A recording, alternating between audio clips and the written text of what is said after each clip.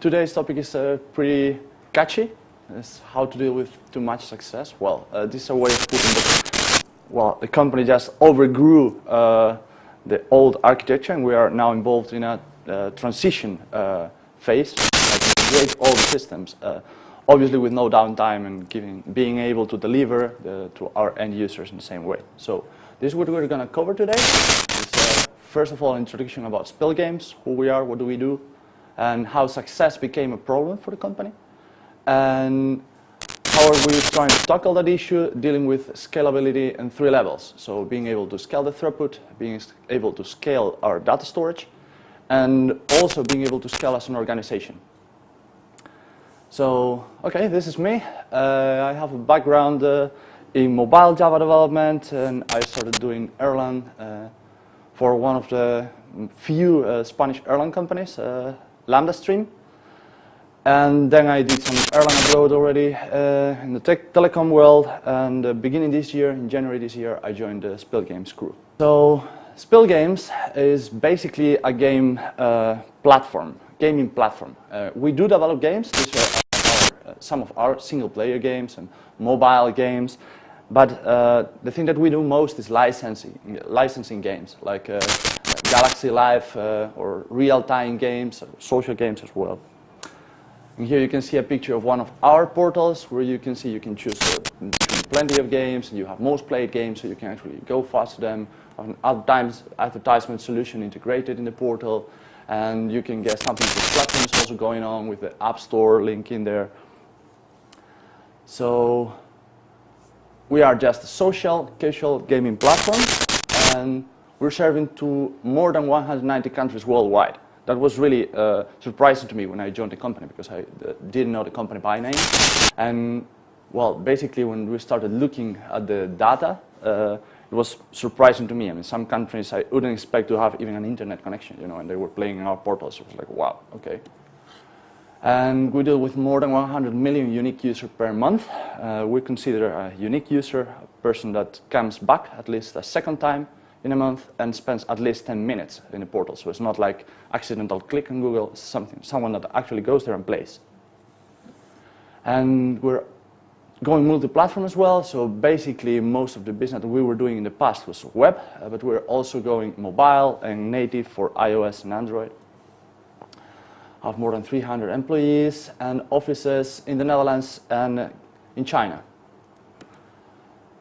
And as a company, we make our revenue out of advertising and also end-user monetization. Monetization. And okay, this is an impressive graphic view where you can actually see what I mean when I say success was a problem for the company. So between 2006 and 2012, these are the numbers of the unique users in millions in the company per month. And it was, well, pretty high. And of course, to support that growth, we needed to grow as well.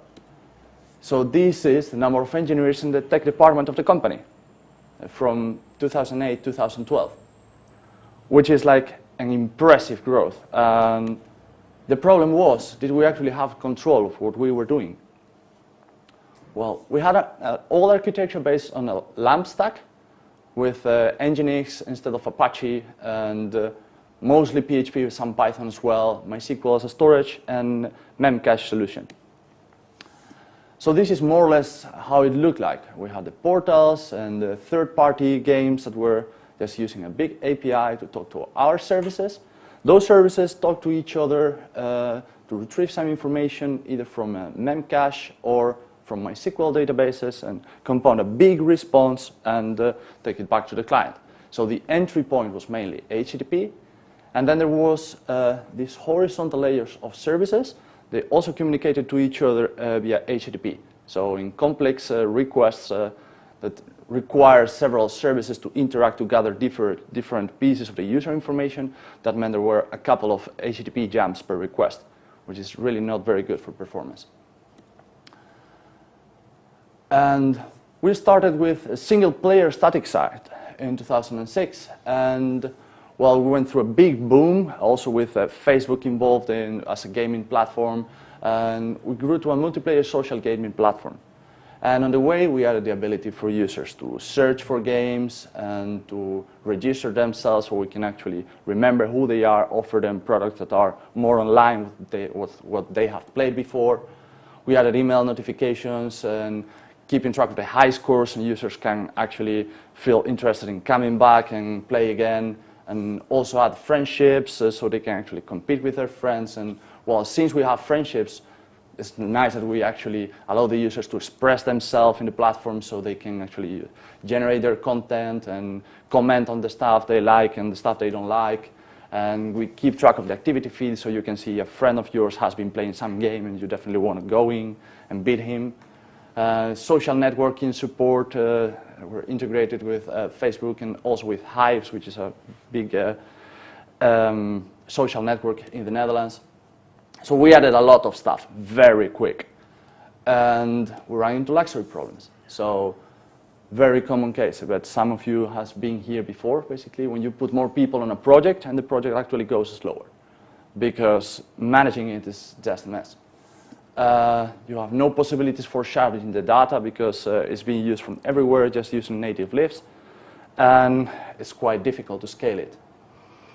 And scaling by adding servers is definitely far from linear. So it's a very nice thing. You had something that you thought you could scale up to a point, but now, because of those horizontal jumps among others, and because you cannot scale your data anymore, it's really difficult. And all of this came mainly because the lack of a clear architectural vision. So we had too many horizontal dependencies, was a lack of maintainability in the code. We wanted to grow so fast that independent teams were developing the same features in a slightly different manner, but they ended up in different code bases, so it's double the code to maintain, and it's really difficult. And on top of it, the deploying and releasing mechanism was started to feel a little bit like you know, release and pray, because you really never know the effect of the change you're making. So yeah, we were a successful company, but it was starting to feel a little bit like this, you know, juggling in there, and how long can we actually keep this up? So we decided that we definitely needed a complete new approach. And for that, we wanted to come with a full architectural solution. So we consider the architecture is like the DNA of the company, because it not only affects the way you develop software, it's also the way you think and the way you design stuff and how you apply that knowledge to the process of developing and managing the product. So we expected a series of things from this new architecture, this new big thing that we had in mind. So we expect to be able to scale the throughput of the traffic. So while the growth was very fast, we want to be able to keep up, basically. But we also want to scale the data storage, because that was a limitation in the past. And this is actually a very interesting thing, because it's nice that you want to scale the throughput and be as fast as you can, handling a lot of concurrent requests. But even if your software is really, really fast, the problem is if your storage is in one place, well, at a certain point, we're a worldwide operating company. So if you have a user in Indonesia, maybe the connection is actually so slow that it doesn't matter how much you optimize your system. Just going to the data center to retrieve the data for the user just hurts performance badly. So we want to scale the storage, but also for bringing the data closer to where the user is accessing. And finally, we want to be able to grow the company in a sustainable way, because that was something that was not really happening. This was part of the issue.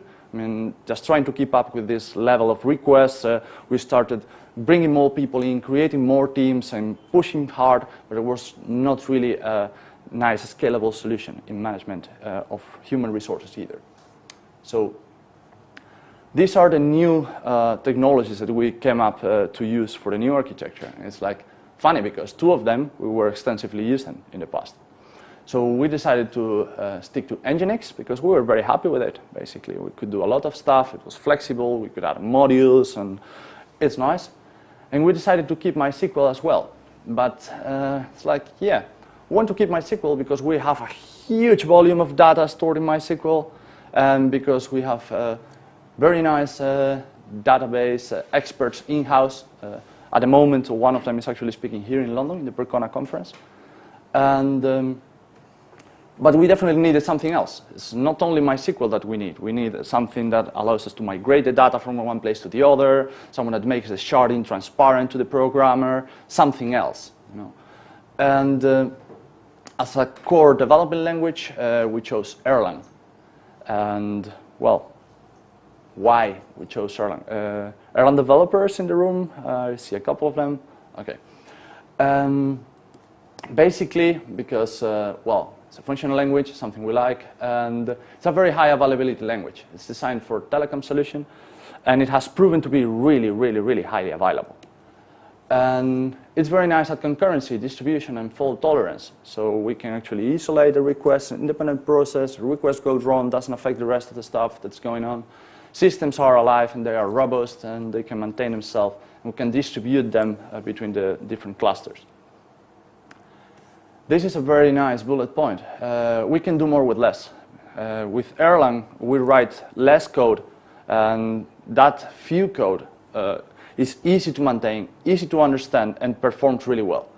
And there are very nice studies, actually, that I mentioned at the end of the presentation. I will show you some links about migrations of software in Ericsson from C++ systems to Erlang system, ending up and doubling the performance with 1/4 of the code, which is like, wow. And then, finally, because we weren't alone, basically. I mean, to have been convincing enough, but a little bit scary, you know, if you go to a technology that looks really nice, but it's like you're the only one using it. So, well, we're not the only one. All these companies are using Erlang in one way or another. So there's a big community, and we could actually manage. So these are the different layers that we expect to be present in this new architecture that we were tackling. So we have a presentation layer, that is how we actually deliver the content to the users, and a client-side API. And then the first thing that goes slightly different is the server API and the application model are separated, and they didn't used to be. And the purpose to this thing is that we keep the server API very strong and very robust, so that any change that we do in the application model doesn't really affect the end user. So you can actually change stuff without being worried of requests that you need to maintain for just old compatibility's sake or some stuff like that. And the other interesting thing is that we have added a storage platform layer on top of the physical storage. So no longer the application model will be directly interacting with the physical storage, which was a big limitation for us. The application model will interact with the storage platform. And the storage platform will hide all the physical storage specific things, like how you shard your data, how you query your database. It really doesn't matter. Okay, the programmers in the application model should just care about the application model.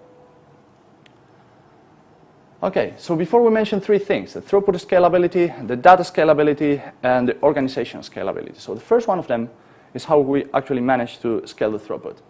Well, we want to be able to scale horizontally in every layer of those ones that I showed before. Because we want to be more efficient, and because we want to make we also want to make the interlayer communications redundant and fault tolerant. But you know, one of the problems that we had in the past is like, well, it's very nice to design for lots of layers because it makes everything clear and pictures looks very nice when you draw in a napkin. But in real life, the more layers you have, the more jumps you also have to do. And the communication between those layers can be an issue if you have a lot of overhead, like we used to have. So for this thing, we actually managed to use different things. So we have now Erlang clusters in the layers, and the Erlang nodes in those clusters are actually communicating to each other with Erlang RPC, which is very easy to write, and it's just in the end it's just TCP communication. So there's not such an overhead like if you do HTTP calls like we were doing in the past. So there are more jumps, but much more efficient. And of course, we have, because of Erlang, concurrency support, isolation, and the smaller chunks you make in each layer, the issue for you is just to fix stuff without affecting a ton of other things.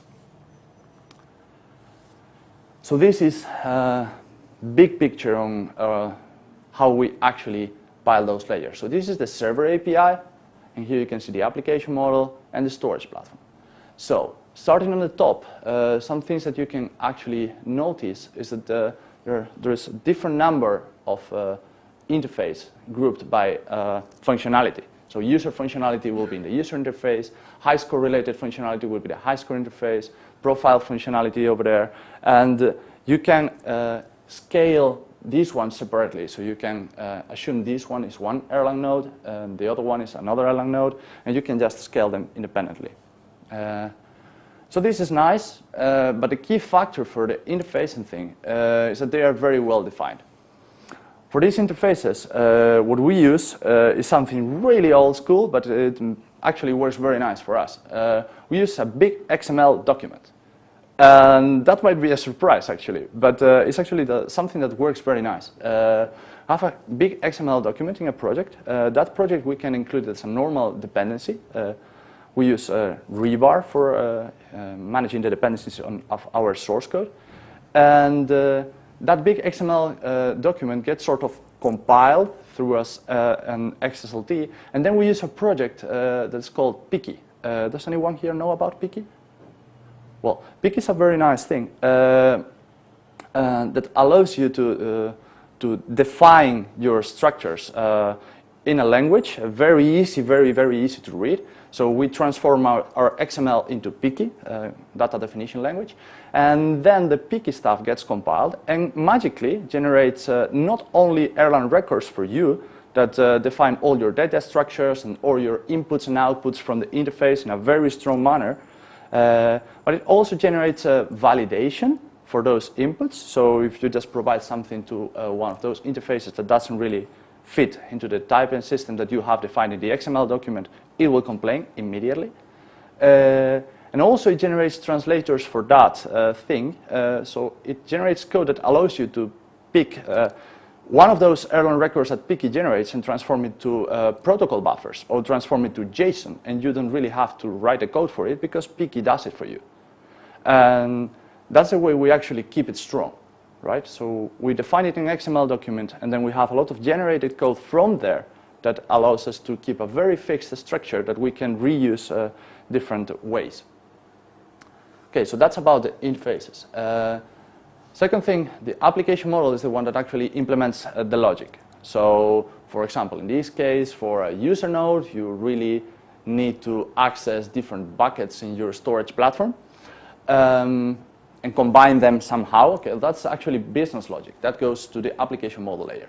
And another thing is that if you see the arrows, they're not strictly vertical. They go any way from the interfaces to the nodes in the application model. They go actually crossed. And this is dynamic, which means we can add a new user node here, and without any specific user action there, the interfaces that actually need a user node to work will find it and will start addressing traffic to it magically.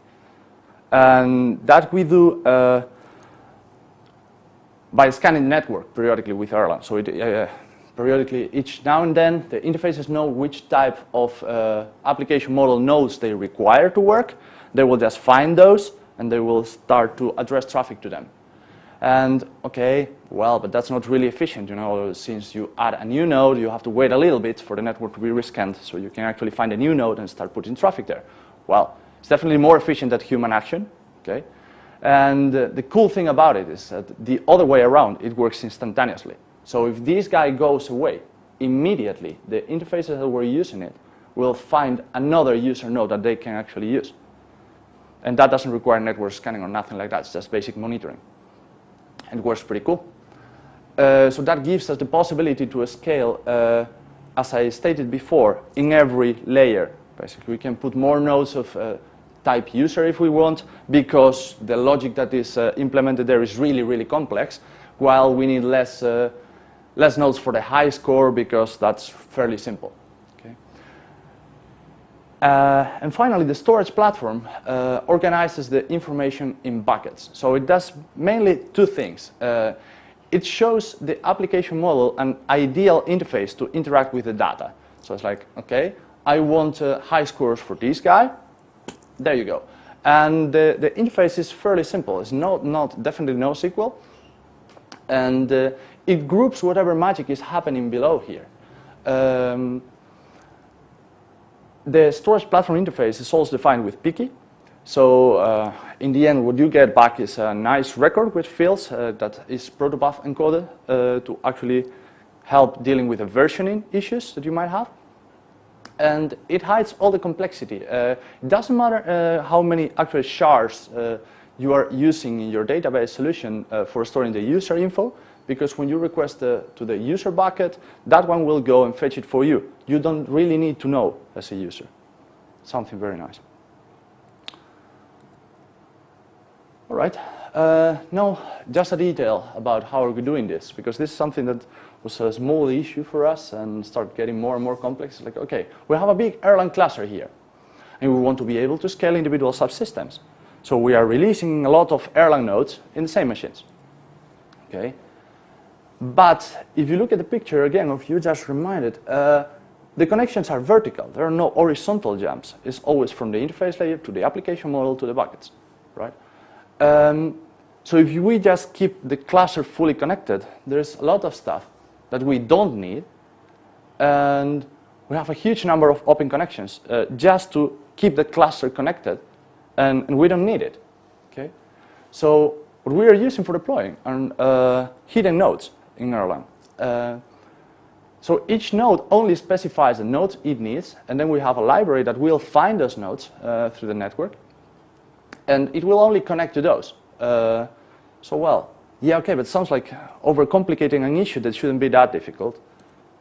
Well, this picture actually shows you, well, if you have a server with approximately 30 Erlang nodes running in a server, and if you have a cluster of 4 machines, if you only connect to the stuff that you actually need, you have 288 permanent TCP connections, just for keeping that vertical flow completely ready, right? While if you connect the whole cluster, the whole graph of nodes there, you'd have 6,216. Well, okay, it's a big number, but well, now go and scale the size of your cluster. And it's huge, basically. And the difference is just, I mean, it's a waste of resources. It's a lot of stuff that you are just having open to keep the cluster connected, while you definitely don't need it at all, because you will never use those connections. All right, so we have talked about the throughput.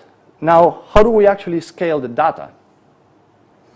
Well, this is the current picture on how Spil Games data is organized. We are basically holding all the stuff into an Amsterdam master data center, and everything is there. So it doesn't matter if our user is in Australia, the data is in Amsterdam.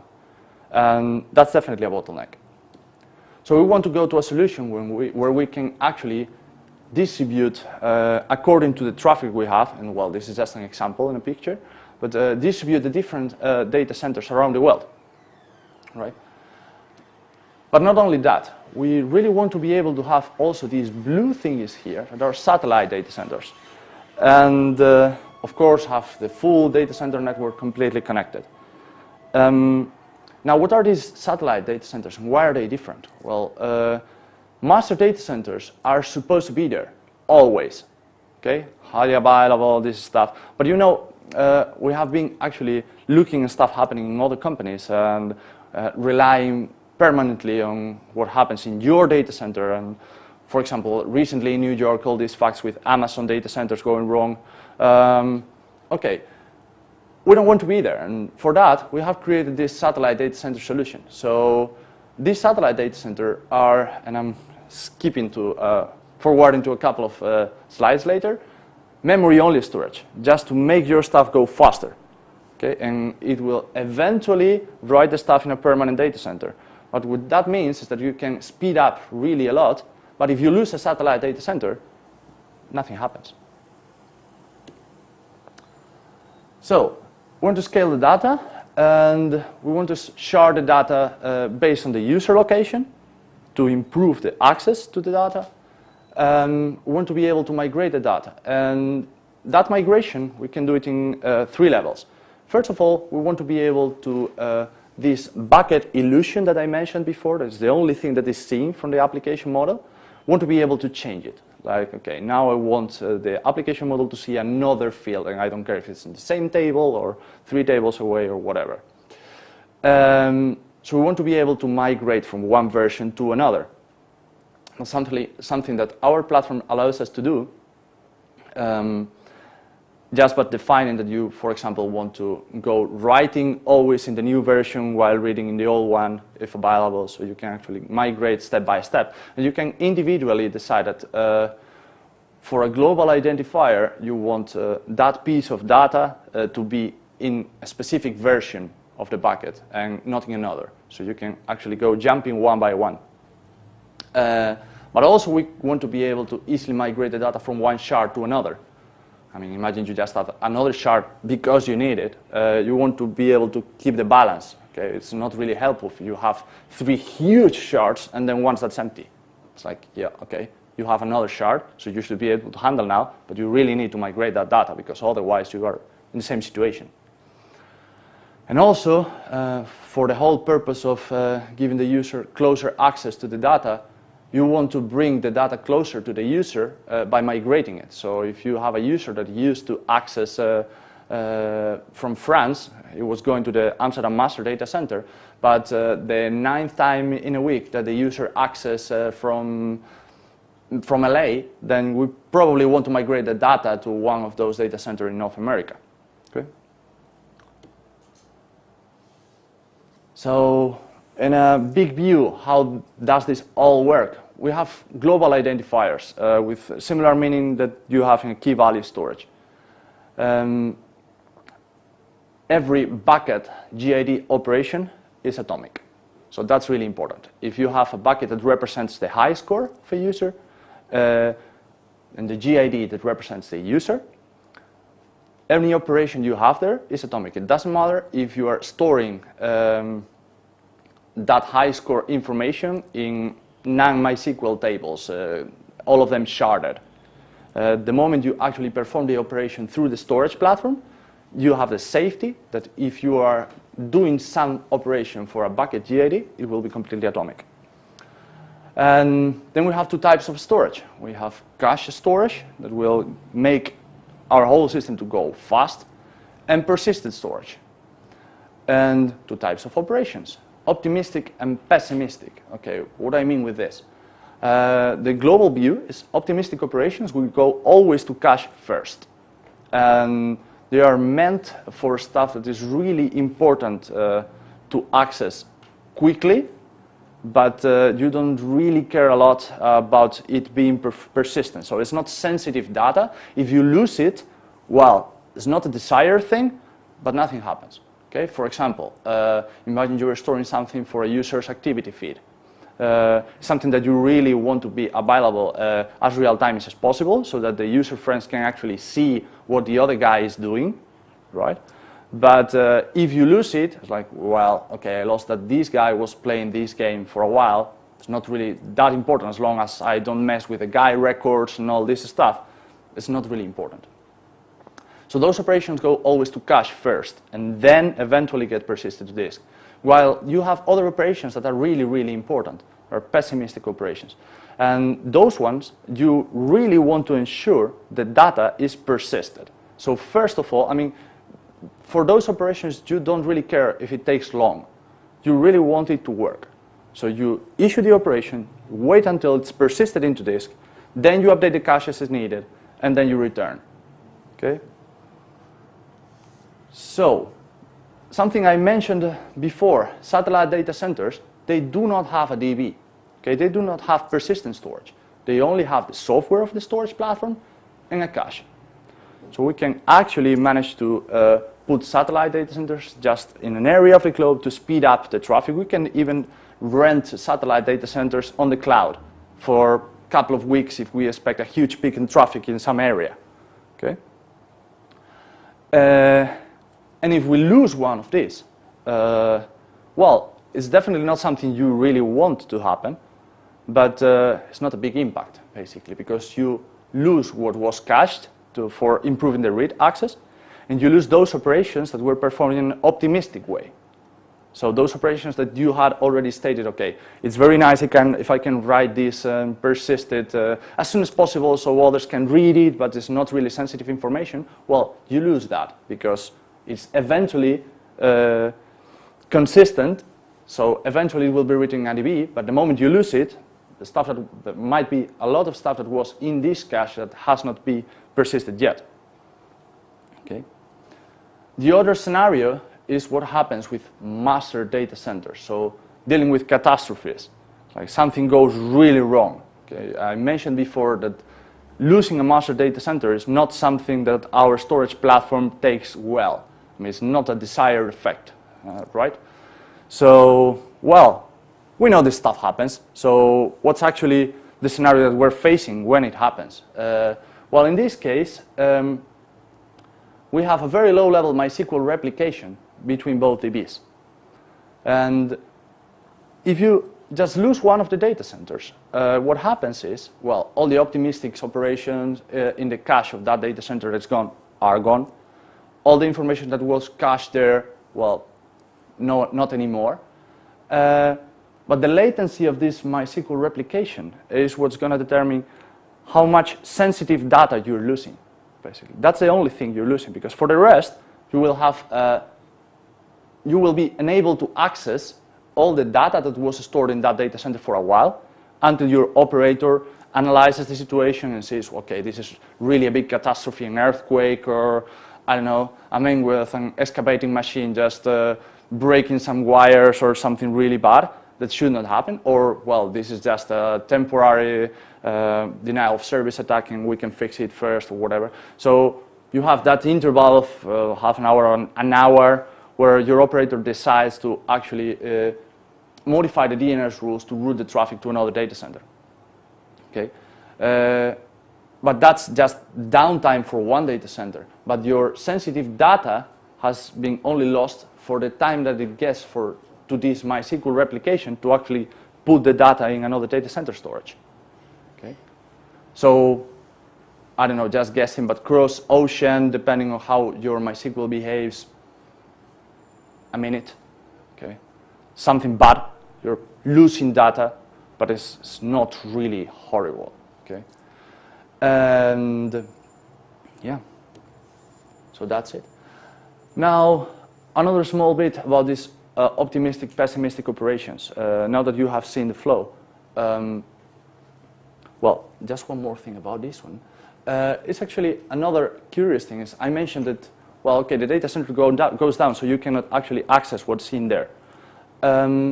That's true, but remember that we wanted to bring the data closer to the users. I think I mentioned like a dozen times already. So the thing with this is that in that data center, you will have data stored for the users that are close to that place, because the users have their own GIDs. So if you lose it, it's not like all your users are gone or all your system is down for an hour because you've lost a data center. That's not actually true. Only those users that were physically owned by that data center cannot actually access the system. But the rest of them are still able to access. That's actually something very important. So, a little bit more about optimistic and pessimistic operations. In this figure, you can see more or less how it works. So basically, a data center receives an operation for a bucket GID, and first thing it does is just checks, okay? Do I own the GID? Is it my storage? Am I responsible for this identifier? Okay, yes I am. Then, well, if it's an optimistic operation, first thing, it pushes the operation into the system. As soon as the system accepts the operation, that's it, the flow controls. There's no warranty that nothing has actually happened, but the system has accepted the operation. That's exactly what you want. You issue something, I want this to be stored, and I want to be able to do this as fast as possible and keep working. Okay, so eventually, the local cache of the data center will be updated, and the data center will persist the data. There's no error handling, no type of control. So you just issue something, please quickly store this for me here for a while. Okay, there you go. And on the other hand, you have the pessimistic operation, and for that one, you want, first of all, the system accepts the operation, but it doesn't return you the flow. It persists with confirmation. So if it fails, it returns you an error. If it doesn't, then it updates the cache, and then it returns you the information about how the operation went. Okay? So that's a pessimistic operation. That's what you normally expect when you definitely rely on your system to be storing stuff. Now, what happens if the GID information is not in the data center that's receiving the request? Well, in this case, if it's an optimistic thing, again, same issue. The data center accepts the operation, then returns the flow. Then what's happening while you keep working is the data center updates its local cache and then uses a wide area network bus to perform an operation in the data center that actually owns that data. So goes there and look at the order is the same that in all those other pink boxes out there. So first, in the remote data center, the cache is updated, and then the data is persisted. Again, no compromission, no error handling. If it goes wrong, if you expect something can go wrong, and it's important for you that it doesn't go wrong, don't go for an optimistic operation. Okay? And then you have the pessimistic, right? And this is actually the lowest case in the whole platform. Like, okay, you want an operation to be absolutely safe, but you are not doing it in the local data center. So the data center just gets a request and say, okay, well, I don't own this GID. So first thing, it goes to wide area network operation, which has obviously some overhead because probably has to cross the ocean to get to the data center where the data is. Then persists with confirmation, then updates that cache of that remote data center, and then it comes back, updates the local cache, and then it gives you the flow.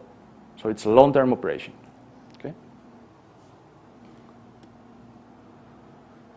Okay, and finally, how do we plan to improve the scalability of Spil Games as an organization? Well, we want to have teams that can be adapted as quickly as possible to a very fast-changing market. And we want every team to be able to deliver some end features. And we need to restrict the need to learn or know everything, because it's really difficult to find a person that can actually lead a project and also be a genius as a developer and also know a lot about QA and also about how to deal with databases. It's really difficult to find someone that knows about everything. So with the model that we have, we intend to have cross-functional teams with people with knowledge of specific areas working together to be independent for delivering a product. So how does this relate to the layers that I showed you before? Well, here you can see the frequency of change in the products in front of the complexity of the products themselves. So you see, okay, the storage platform is probably a very complex product, but it doesn't change a lot. Okay? Same thing for the wide area network bus.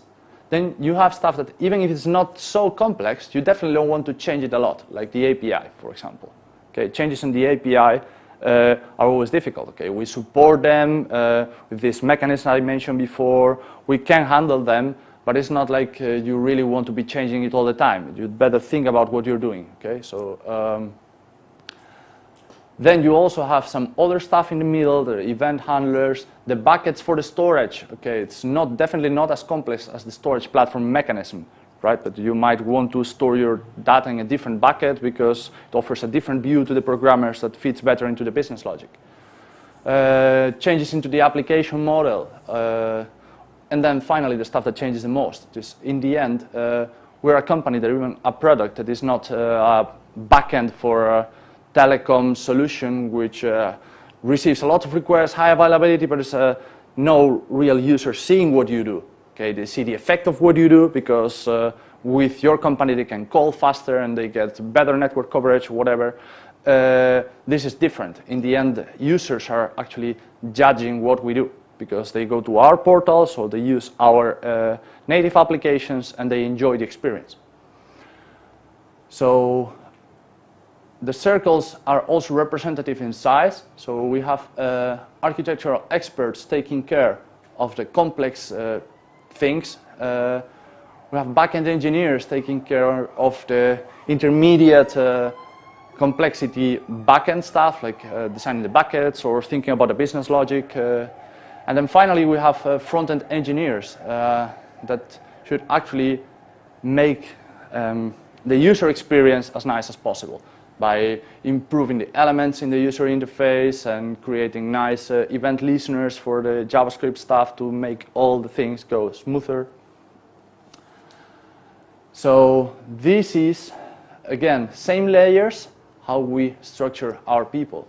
So there's a very nice point on these numbers. Okay, we need 5% of database specialists because we still obviously have a huge volume of data for those users. So we need database specialists for it, but we don't need a lot, okay, because there's few people actually interacting with the physical storage. The complexity is gone to the storage platform. So storage platform, application model, and server API needs to be maintained by backend engineers, and since the core technology that we're using in there is Erlang, we need Erlang people, okay? That's not really surprising since we declared before that we are adopting Erlang as our core technology. What's surprising is that we are stating there that we only need a 20% of Erlang people for a company that adopts Erlang as core technology. And why is that? Well, because the most changing thing in our application is the stuff that we actually deliver to the user. Okay, so we really need nice front-end engineers to make the user experience better, while these 20% of back-end engineers and architectural experts focus on delivering platform for those guys to work better. So to actually automate as many steps in their workflow as they can. So it's nicer if those front-end engineers don't even need to know about I don't know, make files or these type of things. They don't care. They know a lot about what the user wants to see. And that's actually the value they have for the company. They know about the users, and the users are our judges. Okay? So the group of backend engineers needs to actually take care of them, take care of that 70% of the guys, delivering platforms that allow them to develop faster and deliver faster finished products that the user is going to like, and deploy them and test them in a very sustainable way. Okay, so what have we learned in the process of this huge migration? Well, first, what we've done already is set up the whole tooling around the development. So monitoring tools, logging mechanism, anything you can think about that is is related to development, but not directly development itself. We have hidden all the functions that were being called to those old services that used to talk to each other behind a solid API. This means for third parties especially, this is very, very important. We can reuse the stuff.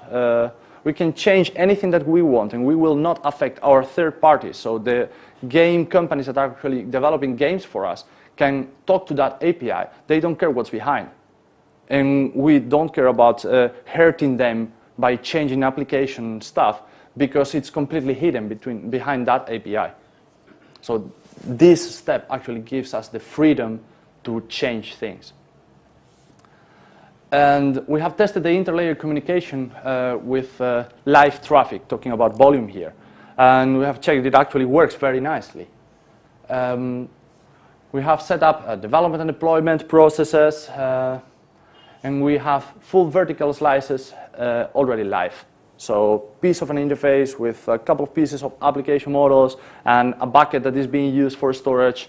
It's already being hit by live traffic, replacing the old functionality, and it's working very nicely. So what are we doing now is facing the main organizational challenge. So our landscape is changing a lot in the development-wise. People is being organized in different type of teams. There's new technologies going on.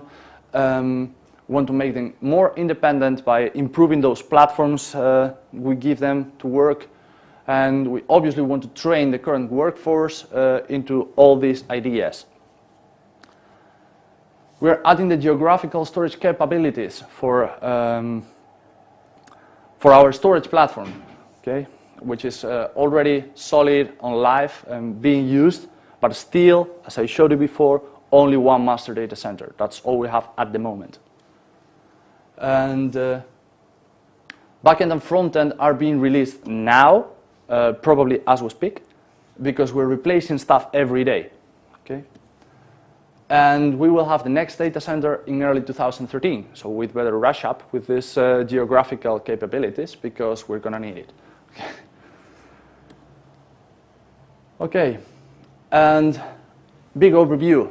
For us, an architectural vision was crucial because it helped us providing more focus to the developers.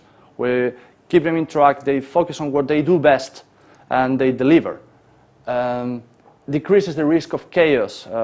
Remember in the beginning I mentioned lots of traffic, bringing more people in-house, put them to deliver anyhow, and they start doing stuff, and definitely they start delivering, but you have collisions, you have duplicated functionality, difficult to maintain. We control the information flow. And very nice thing to remember, use the right tools for the right task. This is very online with also the conference theme, right? Don't be afraid to switch to a different proven technology. We have proven that Erlang fits our scenario for backend gaming systems because it scales better, because it allows us to distribute the load. It works wonderfully for us. But also don't be afraid to stick with proven technology, like MySQL. Okay? We have put some stuff on top of MySQL, so it's not really MySQL for the developers anymore. Some of them, they don't even know what we are using for storage. But in terms of physical storage, MySQL really worked for us with huge volumes of data. Our only problem was we couldn't shard because everybody was using MySQL directly. So as soon as we hide that, and we have already done it, then MySQL can be partitioned and our in-house experts can actually work with it. I'm not saying MySQL is ideal for any type of storage, just be careful here. I don't want any stones thrown at me. But for us, it just works. And then hide the implementation in a layer, exposed to a very strict API, please as strict as possible, type checking, input validation, output validation as well, so you don't actually throw stuff that your clients don't know what to do with it, and put efficient communications between those layers. And that was it for me. So now if you have any questions, please.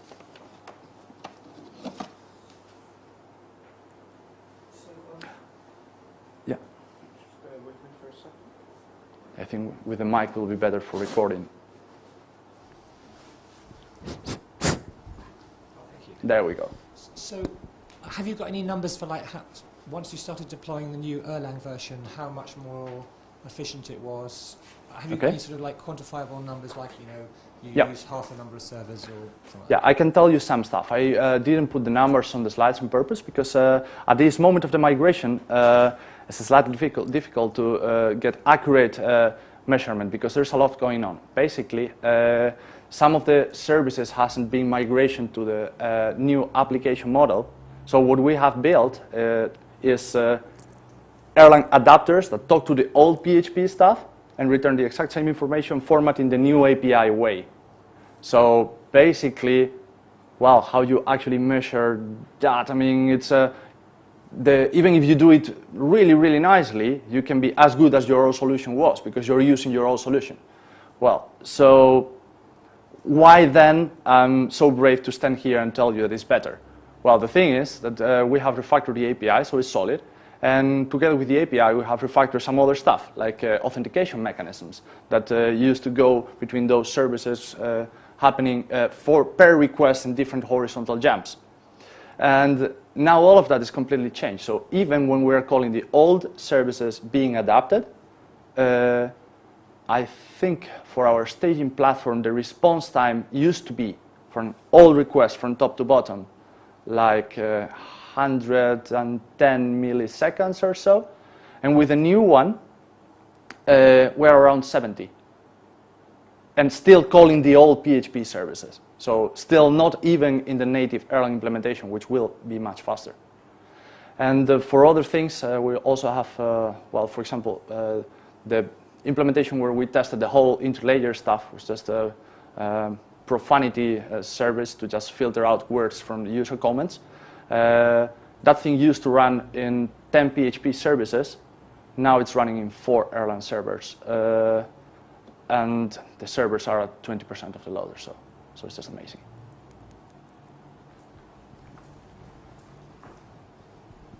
How do you actually migrate the users between the MySQL databases? So obviously if somebody logs in from a different location, how do you actually pull their data into that new That's a manual database? operation that gets performed by the storage platform. So for automatic shard migration, you just mark, well, the storage platform has a structure where it knows per bucket GID where is the data and in which version of the bucket.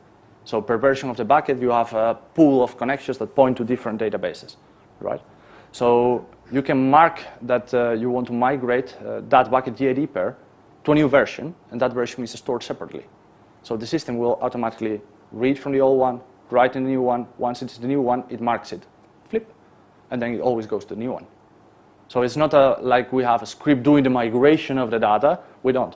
The data gets migrated when you start using it. Yeah, more? So my question is, you said that you're replicating MySQL, but basically what you're saying is that the data of a user is in one data center, which is defined by the GID. So what is replicated then? Okay. The data of the user is usable in one data center, but given the replication thing that I mentioned, it's actually in 2 data centers. So the data centers know a set of GIDs that they own, like I showed you in that picture before. So when a data center receives a request, first thing is checks, okay, do I own this? If the answer is no, even if the data is there in the physical storage, that's not something the software is going to check. Okay, it's like, do I own according to these tables that I have for controlling the data? Do I own this thing? No. Okay, there it goes. It will ignore it. But actually, the data will be in the storage because it's being replicated from another data center. Okay, it's only one data center that is using the data at a certain point in time, but the data is always in 2 because MySQL is replicating. Yeah? Another question. Sure. So you said that you have these cross-functional teams. Yes. But my understanding is this is basically a single product. So how do you split up the teams? So what defines a team that they need to be cross-functional, and how can they work together? Well, I don't know if this is going to answer your question. If not, just correct me. One of the teams that we have, for example, built is actually performing a front-end migration where we used to work with one technology, and now we want to do it completely different with a small widgets approach compounding the whole big page. Okay.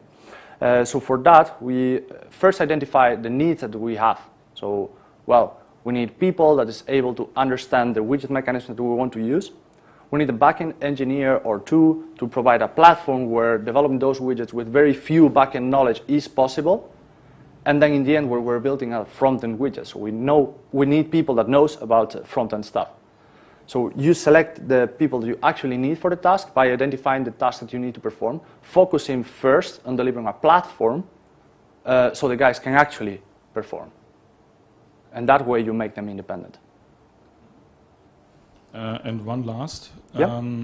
So how do you deploy this? Are you deploying the services individually, or is it the whole software is rolled out as one thing? We deploy Erlang nodes individually to the server because, as I show in that picture, the moment you actually put it on the live cluster, for example, the other nodes that actually need the stuff that you have deployed will look it up. So what we do is one by one, if we have 3 instances of one application model Erlang node running in the cluster, we just, the approach that we're taking now is as simple as possible. It's like, we stop one, restart a new one. Stop another, restart a new one. Stop another, restart a new one. Done. And they're all stateless? Yes, yeah. Mostly they are stateless. Yeah.